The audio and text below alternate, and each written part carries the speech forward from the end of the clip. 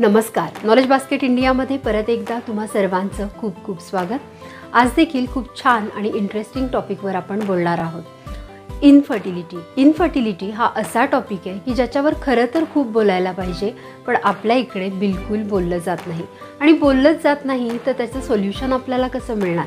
Food, अन्नपदार्थ हा एक असा घटक आहे जो इनफर्टिलिटी आणि वंध्यत्व येऊ नये यामध्ये खूप मोठा आणि महत्त्वाचा रोल प्ले करतो। तर असेच काही अन्न घटक, अन्नपदार्थ आहेत ज्याचं तुम्ही नियमित सेवन केलं तर तुमची प्रजनन क्षमता चांगली व्हायला, मजबूत व्हायला मदत होणार आहे।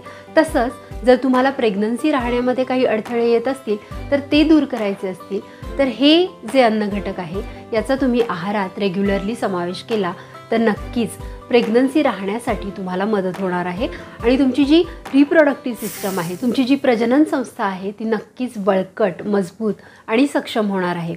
हे 5 अन्न घटक मी आज तुम्हाला सांगणार आहे, त्यामुळे हे सिरियसली ऐका। हे अन्न घटक अगदी थोड्या प्रमाणात दररोज खाल्ले तरी खूप छान रिझल्ट लवकरात लवकर तुम्हाला मिळतील।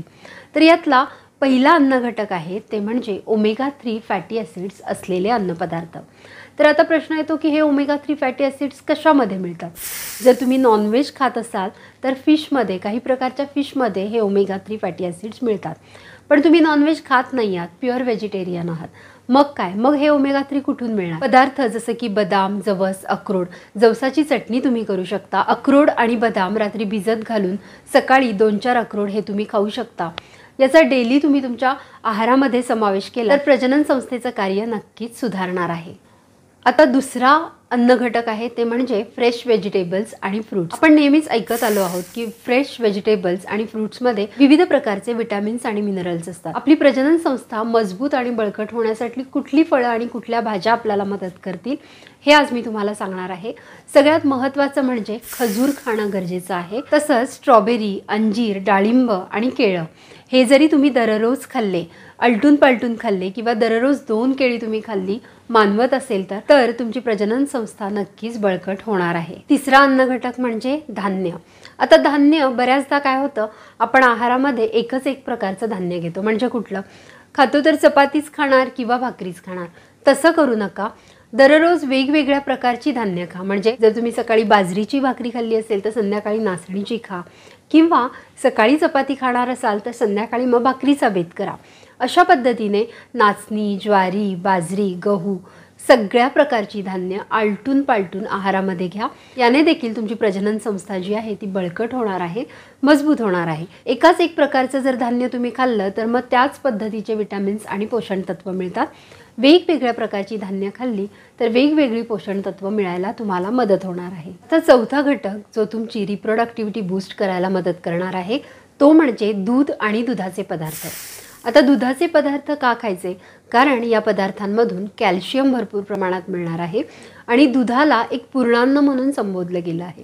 दूध जर तुम्ही व्यवस्थित प्यायलात, तसंच त्यापासून बनणारं दही, ताक या पदार्थांचा आहारात समावेश केला तर याने नक्कीच तुमची बॉडी जी आहे ताकामुळे डिटॉक्सिफाय व्हायला मदत होणार आहे, दह्यामुळे तुम्हाला कॅल्शियम मिळणार आहे, दुधामुळे कॅल्शियम मिळणार आहे आणि दुधातील वेगवेगळ्या विटॅमिन्समुळे पर्यायाने तुमची प्रजनन क्षमता देखील वाढणार आहे आणि ही जी रिप्रोडक्टिव्ह सिस्टम आहे ती बळकट, मजबूत होणार आहे। आता 5वा आणि मुख्य घटक तो म्हणजे प्रोटीन्स।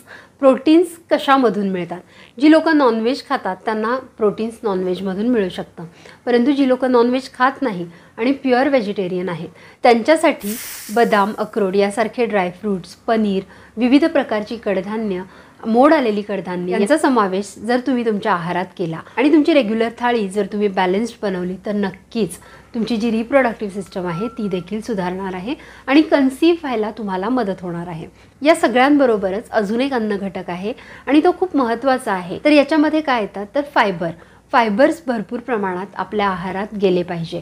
मग फायबर्स कुठकुठल्या घटकातून जातात? जेव्हा तुम्ही फळं खाता त्याचा ज्यूस न बनवता संत्र वगैरे साल काढून जसंच्या तसं खाणं हे जास्त योग्य आणि हितकर आहे। पेरू खाणं, द्राक्ष खाणं, डाळिंब खाणं हे खूप महत्त्वाचं आहे। कुठल्याही प्रकारे फायबर्स जर तुमच्या पोटात गेले, आंबा तुम्ही खाल्ला, यातून जर फायबर्स पोटात गेले तर तुमची डायजेस्टिव्ह सिस्टम सुधारणार आहे आणि डायजेस्टिव्ह सिस्टम योग्य कार्य करत असल्यामुळे शरीरातील टाकाऊ पदार्थ व्यवस्थित उत्सर्जित होतील आणि विषद्रव्य शरीरात साठणार नाही, जी पुढे जाऊन रोगाचं स्वरूप तयार करू शकतात. तुम्हाला PCOS, PCOD यासारखे आजार, ब्लॉकेजेस देऊ शकतात. म्हणूनच तुमची डायजेस्टिव्ह सिस्टम, ज्याच्यावर इतर सिस्टम्स अवलंबून आहेत, ते देखील व्यवस्थित असणं गरजेचं आहे. म्हणूनच फायबरयुक्त फळं, फायबरयुक्त भाज्या, भाकरी हे सगळं तुमच्या आहारात असणं खूप गरजेचं आहे. हा खूप साधा सोप्पा आहारातला बदल तुम्हाला एक छान पॉझिटिव्ह रिझल्ट देऊ शकतो. आय होप ही माहिती तुम्हाला आवडली असेल. माहिती आवडली असेल तर लाईक करा, तुमच्या मित्रमैत्रिणींबरोबर हा व्हिडिओ जास्तीत जास्त शेअर करा आणि अशाच नवनवीन छान माहितीपूर्ण व्हिडिओसाठी नॉलेज बास्केट इंडियाला सबस्क्राईब करा. थँक्यू.